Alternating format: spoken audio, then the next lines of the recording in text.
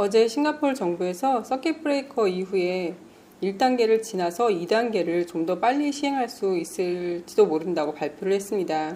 며칠 전 영상에서 서킷 브레이커 이후에 1단계에서 아직까지 영업 금지된 많은 산업 분야에서 정부에 어필을 하고 있다고 전해드렸잖아요. 그래서 그런지 어제 정부에서는 1단계를 지나 2단계로 넘어갈 수 있는지 발표를 6월 중순에 한다고 했어요. 그리고 지금처럼 지역 감염이 낮게 유지된다면 2단계를 6월 말 이전에 시작할 수 있다고 발표를 했습니다. 그리고 2단계가 시작되면 좀 더 광범위한 활동의 재개를 할 수 있을 것이다 라고 발표를 했어요. 식당에서는 5명까지 같이 식사가 가능하고 스테디움이나 수영장처럼 스포츠 시설이나 공공시설도 오픈을 할 거라고 했고요. 그리고 사회적 교류 및 가족 방문도 허용되는데 이것도 5명까지 가능하다고 합니다. 하지만 박물관, 도서관, 영화관, 극장, 종교행사, 바, 클럽, 공원 등은 계속 금지될 거라고 해요. 싱가포르에서 테스트 없이 환자들을 퇴원시킬지도 모르겠다라고 방송을 했었잖아요. 어제 밤에 발표가 됐는데 앞으로는 21일 된 환자들 중에서 건강해 보이는 환자들 같은 경우에는 테스트 없이 퇴원을 시킨다고 합니다. 퇴원을 하고 나서는 7일 동안 자가격리를 한 후에 직장으로 복귀할 수 있다고 합니다. 어젯밤에 당장 1000명이 좀 넘는 인원들이 퇴원이 됐어요. 아마 대부분 외국인 노동자 분들이실 텐데 그럼 이분들 같은 경우에는 이제 어제부터 시작해서 7일 이후에는 다시 일자리로 복귀하실 수 있으실 거예요. 예전 영상에서 외국인 노동자 기숙사 중에서 감염률이 높은 기숙사 같은 경우에는 검사를 하지 않고 바로 사회격리 치료소로 환자들을 옮긴다고 말씀을 드렸었잖아요. 그러면은 많은 외국인 노동자들 중에서 검사를 하지 않은 상태로 치료소로 옮겨져서 21일 동안 사회격리 치료소에 있다가 검사 없이 다시 돌아와서 7일 자가격리 후에 일자리로 돌아가시는 분들이 많을 것 같아요. 이게 의학적으로 전혀 문제가 없는 거라고 발표를 하니까요. 11일 이후에는 바이러스를 감염시킬 수 있는 능력이 안 되는 거라고 하니까 안전한 거라고는 하는데 테스트가 없이 사회로 복귀하니까 불안한 마음이 조금 있는 것도 사실이에요. 유치원 선생님 3만 분 정도 검사를 했는데 그 중에서 12분이 양성 판정이 나왔어요. 근데 이 12분 중에서 11분은 지금 당장 바이러스가 활성하는 게 아니라 항체를 가지고 계시는 분이셨대요. 원래 PCR 테스트를 2번을 시행하잖아요. 그래서 우리나라 뉴스 보면은 1차 검사에서 모두 음성이었다 이렇게 나오기도 하고 어떤 경우에는 1차에서 음성이었는데 2차에서 양성이 나왔다 이렇게 발표하기도 하잖아요. 근데 이번에 싱가포르에서 선생님들이 복귀하시기 전에 전원 검사한 거는 1차 검사만 하기로 했대요. 1차에서 음성이 나오면 더 이상 검사를 안 하는 거예요. 근데 1차에서 양성이 나오신 분들을 대상으로 항체 검사를 했나 봐요. 그랬더니 12분 중에 11분이 항체 검사에 반응을 한 거예요. 그래서 정부에서 발표하는 거는 이 11분은 과거에 걸렸다가 지금은 회복된 상태고 그래서 전염력이 없다라고 밝혔거든요. 양성 12분 중에 11분이 이미 과거에 걸렸다가 나은 케이스라면 그 확률이 굉장히 높은 것 같아요. 아마 전 세계에도 이렇게 자신도 모르게 걸렸다가 나와서 항체가 형성된 분들이 많지 않을까 싶은데요. 싱가포르 검사대로라면 양성 반응이 나와도 그게 지금 내가 바이러스를 전파시킬 수 있는 양성 결과가 아니라 과거에 걸렸었는데 지금은 다 나았지만 양성 결과가 나오는 사람들이 있다는 거잖아요. 이런 사람들 같은 경우에는 바이러스 전파를 시킬 염려가 없으니까 다 사회생활을 해도 되는 건지 잘 모르겠어요. 만약에 모두 사회생활을 해도 문제없고 바이러스 전파를 시킬 염려가 전혀 없다면 그러면 모든 나라들도 양성 반응 나온 사람들을 대상으로 다시 항체 검사를 해야 되는 게 아닌가 싶어요. 그러면 양성 반응 나온 사람 중에 꽤 여러 명은 항체 반응 검사에서 항체를 가지고 있다고 나올 수 있을 것 같거든요. 싱가포르처럼. 이렇게 여러 명이 항체 반응 검사 결과에서 과거에 걸렸던 것으로 나오니까 서킷 브레이커 전에 지역사회 감염이 어느 정도 퍼져 있었을 것이라고 예상한다라고 밝히고 있어요. 이건 아마 틀림없이 그랬을 것 같아요. 왜냐면은 말씀드린 것처럼 서킷 브레이커 전에는 사람들이 마스크도 안 쓰고 다녔는데 싱가포르도 일본과 마찬가지로 가족이 걸렸다고 하더라도 가족들을 다 검사를 해주는 게 아니라 14일간 자가격리 하면서 몸 증상을 살펴보다가 이상이 있다고 느껴지는 사람들만 검사를 했었거든요. 그러면 그 중에 무증상자이거나 아니면 너무 가벼운 사람들 같은 경우에는 그냥 지나갔을 수도 있을 것 같거든요. 하지만 서킷 브레이커 기간 동안 지역사회 감염이 많이 줄어들었고, 그래서 서킷 브레이커가 효과적이라고 판단한다라고 기사가 나와 있어요. 어찌되었건 서킷 브레이커 2달 동안 다른 사람들을 못 만나게 하고 나가더라도 무조건 마스크를 쓰고 나가게 했기 때문에 전파는 좀 덜 됐을 것 같긴 해요. 그리고 아마 그 2달 동안 걸렸는데 자기가 몰랐던 미미한 증상을 가지고 있거나 증상이 없던 사람들은 그냥 스스로 자가 치료를 한 게 아닌가 싶습니다.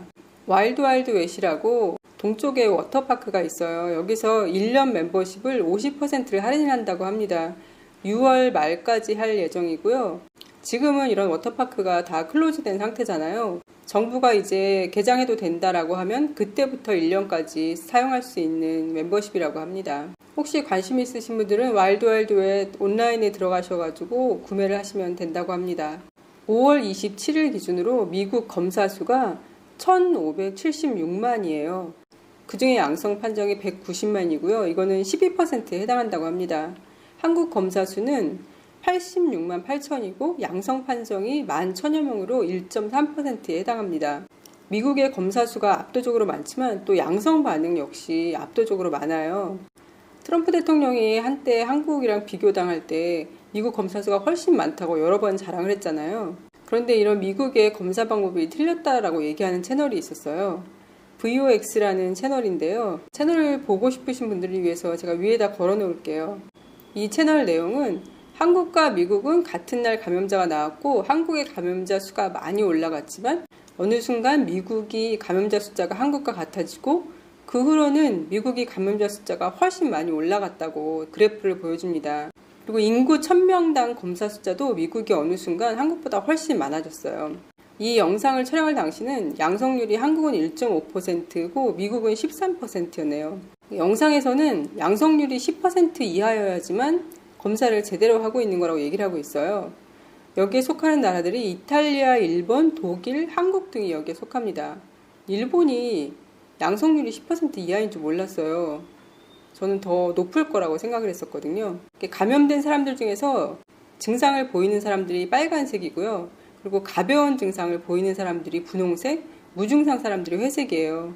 이렇게 다양한데 이런 모든 사람들을 테스트해야 감염된 사람과 감염되지 않은 사람들을 구분해서 더 이상 전파가 되는 것을 막아낼 수 있다는 거예요. 그런데 미국의 경우는 아픈 사람들 위주로만 검사를 하기 때문에 양성률이 높고 이 이야기는 가벼운 증상과 무증상 사람들이 계속 전파를 하고 있다는 거죠. 그러면서 이 채널은 두 가지 테스트 방법을 권해요. 하나는 랜덤 테스트인데 이런 랜덤 테스트로 감염자를 찾아낼 수 있다는 거예요. 미국이 현재 하루에 26만 건을 테스트하고 있는데 랜덤 테스트를 해야 될 경우에는 하루에 1000만 테스트를 해야 된대요. 두 번째 옵션이 한국에서 하고 있는 접촉자 추적이에요. 그러니까 접촉자를 추적해서 증상이 있건 없건 접촉자들은 모두 다 검사를 해야 한다는 방식이거든요. 이럴 경우에는 하루에 90만의 테스트가 미국에서 이루어져야 한다고 합니다. 이렇게 테스트를 했을 경우에는 가벼운 증상이 있거나 아니면 무증상자가 감염을 퍼뜨리는 것도 막아낼 수 있다는 거예요.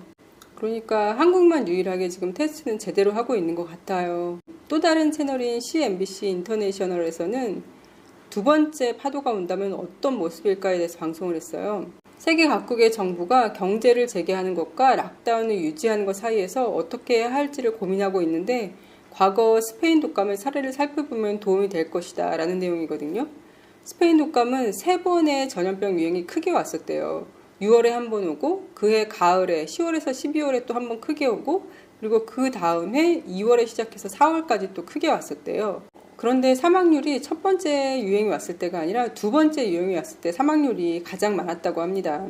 많은 의료 전문가들이 이런 역사는 반복될 거라고 얘기를 하고 있대요. WHO는 현대 팬데믹에서 최악의 상황이 아직 오지 않았다라고 얘기하고 있다고 합니다. 하지만 벌써 직장을 잃은 많은 사람들이 나오기 시작했고 회사들도 어려워하고 있어서 더 이상 락다운을 멈추고 경기를 재개해야 된다는 요구가 많아지고 있는 게 사실이라고 합니다. 하지만 많은 전문가들은 너무 빨리 경기를 재개하면 안 된다고 경고를 하고 있고요. 너무 빨리 경기를 재개하면 위기를 막으려는 현재의 노력이 다 물거품이 될 수 있다는 거예요.